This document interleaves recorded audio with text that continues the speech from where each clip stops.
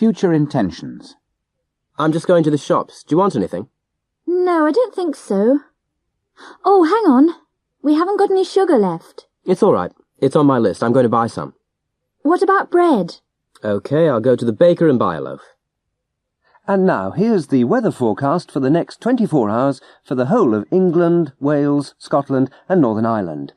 Starting with southern England and the Midlands. Well, it'll be mainly dry and sunny, but quite cold, with temperatures around 6 or 7 degrees Celsius. It should stay dry all day, but there'll be quite a wind, so wrap up warm. And the West Country, Wales and Northern Ireland. You can expect some rain in the morning and afternoon, and quite strong northeasterly winds, and the temperature will be lower than yesterday, around the 3 or 4 degrees mark. I don't think you'll see much of the sun, cloudy all day, I'm afraid. The east coast of England will see the best of today's weather. It'll be warmer than yesterday, no winds and sunshine, so quite warm for the time of year. In Scotland and Northern Ireland, however, there'll be heavy rain and maybe some snow during the afternoon, and on the hills temperatures will drop to below freezing, -4 or 5, and on the highest spots -10. Over much of Scotland it'll be cloudy, and windy too, as the cold front moves in over the Atlantic. Northern Ireland can expect the same, but the rain will end before dark. But again, very cold, with temperatures not going above freezing. And that's all from me. Phone in on China. Hello and good morning. On today's programme, we turn our thoughts to life in the People's Republic of China, that vast country of over 1,000 million people. 1 out of every 5 people in the whole world is Chinese. It's the 3rd largest country, smaller only than the Soviet Union and Canada. It has a recorded history of nearly 4,000 years, and, would you believe, it has the only man-made object visible from outer space, the Great Wall. But what is life like for the ordinary Chinese citizen? What sort of housing, education, medical treatment do they have? They've recently opened their doors to the rest of the world. What can we now learn about them? With me are 2 people who can answer many of these questions. They are Dr. Henry Scott from a London university and Kate Lee, who has spent several years teaching English at the University of Peking, now known as Beijing. Our number is, as usual, 014231838. And our first caller is Mr. Atkins. What is your question, please? I'm going to spend a year in China soon, studying Chinese language and history at university, and I wondered if you could give me some idea of what life might be like, what sort of reception to expect, and what sort of lifestyle I'll have. Kate, this sounds like a question for you. Good morning, Mr. Atkins. Morning. Let me ask you a question first. Which university are you going to?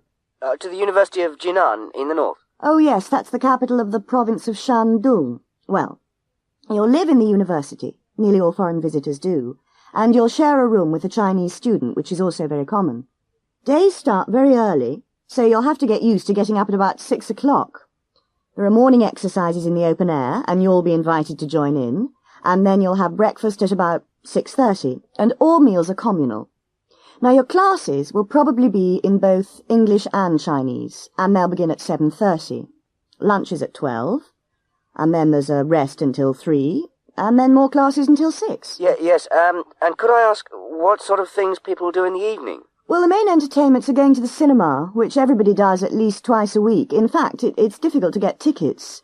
Going for walks, sitting outside talking, playing cards. There are always lots of people in the streets. There are few cars, but literally millions of bicycles. And eating out. And, of course, Chinese food is legendary. Yes, well, thank you very much. And now let's go on to our second caller, Miss Townsend. Hello. Hello. What is your question, please? Yes. I'd like to ask in what way China is different now from a few years ago. Their policy seems to have changed. I wondered how and why. Thank you. Dr. Scott, can you help us with this one? Yes. Good morning, Miss Townsend. Good morning. Now, this is a very big question, of course.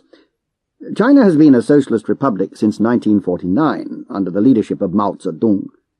He started the Cultural Revolution in 1966, and that continued until his death in 1976. China is now in the hands of Deng Xiaoping, who has given the country a little free enterprise. Doors are now open to the rest of the world. China wants the technology and the education that the rest of the world can offer. It is anxious to trade and is offering many interesting contracts. The industry it most wants to develop is tourism. China is trying to build a better life for its people without turning its back on its ancient culture that gives its people such pride and dignity. So, yes, times are changing. Thank you. That's most interesting. Thank you very much. Pleasure. And on the subject of tourism, we now have another caller, Mrs. Jackson, who I believe is going there on holiday. Mrs. Jackson, hello. Yes, good morning. I'm going on a tour of China with a holiday company, and I noticed that all arrangements in China are handled by China International Travel Service. Could you tell me if I'll be able to travel freely in China, and how much contact I'll have with the Chinese people? Kate, please, could you give us your thoughts on these questions? Yes, certainly. You'll probably spend most of your holiday with the tour company, who'll decide with the travel service where you'll go. There are, in fact, many cities that you can visit with just the ordinary visa, and others that you need to get a visa from the local police station to go to. Now, there's a very good train service, and also an internal air service, but I recommend the trains as you'll see so much more of the country. However, how much you'll see of the people is a different matter. Foreigners are not allowed to have the local currency. They're issued with their own money, which can only be used at certain places, so, well, I'm afraid you won't be able to buy things in the street, for example. Now, you must remember that almost no one speaks English.